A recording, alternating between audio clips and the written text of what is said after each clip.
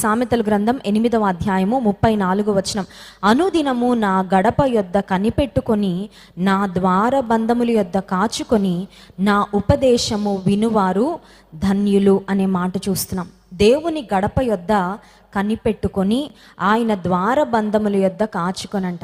చూడండి, ఏదైనా ఒక ఆఫీస్లో ప్యూన్ కానీ అటెండర్స్ కానీ ఉన్నారనుకోండి, వారు ఏ అధికారి దగ్గర అటెండెంట్గా ఉంటూ ఉంటారో చేతులు కట్టుకొని కాచుకొని ఉంటారు. అంటే వాళ్ళు ఏదన్నా మాట చెప్తారా, ఏదన్నా చేయమంటారా, ఏదన్నా డైరెక్షన్ ఇస్తారా. కొన్నిసార్లు కంటి చూపుతో గైడ్ లైన్స్ లేకపోతే డైరెక్షన్ ఇచ్చేస్తూ ఉంటారు. కొన్నిసార్లు నోరు తెరిచి చెప్తూ ఉంటారు. కొన్నిసార్లు అలా చేతులతో ఇలా అనగానే వాళ్ళకి అర్థమైపోతూ ఉంటుంది.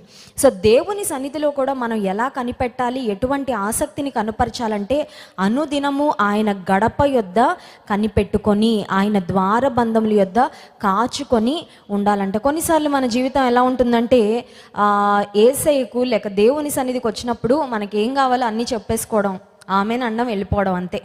దేవుడు ఏం చెప్తాడో అని వినాలనే మనసు చాలామందికి వారి జీవితంలో ఉండదు. కానీ ఇక్కడ భక్తుడు రాస్తున్న అనుభవం ఏంటంటే, దేవుని సన్నిధిలో కనిపెట్టుకొని, దేవుని సన్నిధిలో కాచుకొని, lord what is the message that you have for మీ.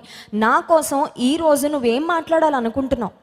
కొన్నిసార్లు మనం అనుకోవచ్చు, నేను ఆధ్యాత్మికంగా చాలా బాగున్నాను, నేను చాలా పర్ఫెక్ట్గా ఉన్నాను, నాలాంటి భక్తి పరులు ఇంకెవరూ లేరేమో, లేకపోతే మన బంధువులతోనో ఇరుగు పొరుగు వారితోనో పోల్చుకొని వారి ఆధ్యాత్మిక స్థితి కంటే నా ఆధ్యాత్మిక స్థితి బాగానే ఉంది కాబట్టి పర్వాలేదులే అని బహుశా మనం కాంప్రమైజ్ అయిపోతూ సంతృప్తి పడిపోతూ ఉన్నామేమో.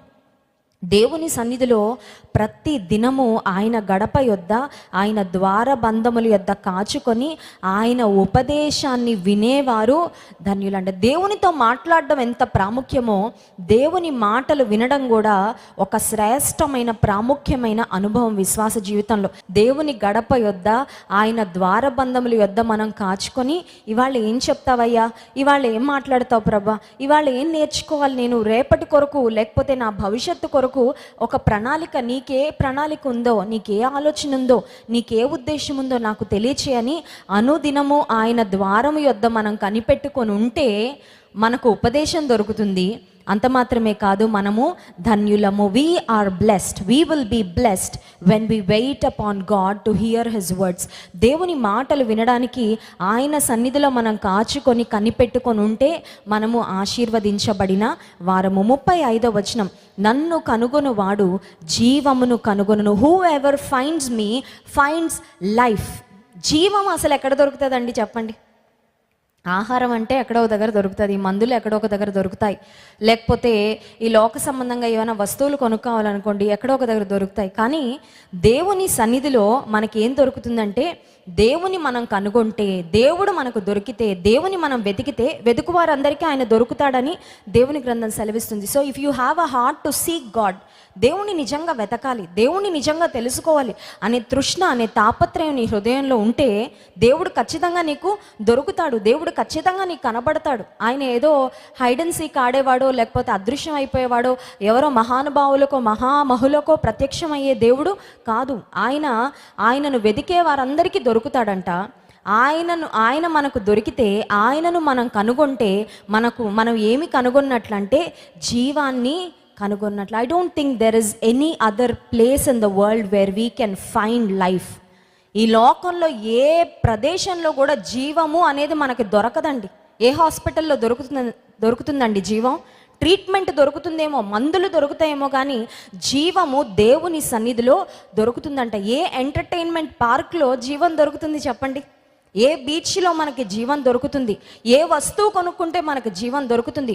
ఆక్సిజన్ సిలిండర్ మనం కొనుక్కొని పెట్టుకోవచ్చు, కానీ ఆక్సిజన్ సిలిండర్ కొన్నంత మాత్రాన, మనం అది పెట్టుకున్నంత మాత్రాన మాస్క్ మనకు జీవం దొరికేసినట్లేనా అంటే చెప్పలేం. దేవుని కనుగొను వారు జీవాన్ని కనుగొనున్నట్లంట. నిజంగా మనం ఎంత ధన్యులం. We are truly blessed. You know why?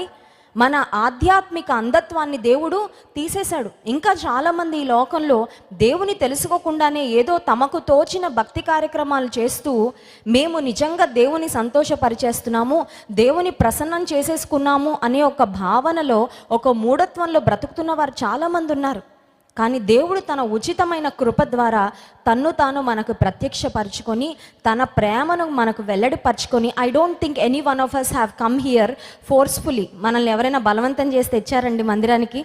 ఎవరు తేలేదు. మనందరం ఇష్టపూర్వకంగా వచ్చాం, స్వేచ్ఛాపూర్వకంగా వచ్చాం. స్వంతంగా నిర్ణయం తీసుకొని నా యేసే నేను ఆరాధించాలి, నా యేసే మాటలు వినాలని ఏ ఒక్కరం కూడా నిర్బంధించడం ద్వారా కానీ, బలవంత పెట్టబడడం ద్వారా కానీ దేవుని సన్నిధికి మనం రాలేదు. దేవుడు మనల్ని ఆయన వైపు ఆకర్షించుకున్నాడు. ఎందుకంటే ఆయనలో జీవం ఉంది కాబట్టి ఆ జీవము తట్టు మనందరము ఆకర్షించబడ్డాం. So we are truly blessed. నిజంగా మనం ఆశీర్వదించబడ్డాం.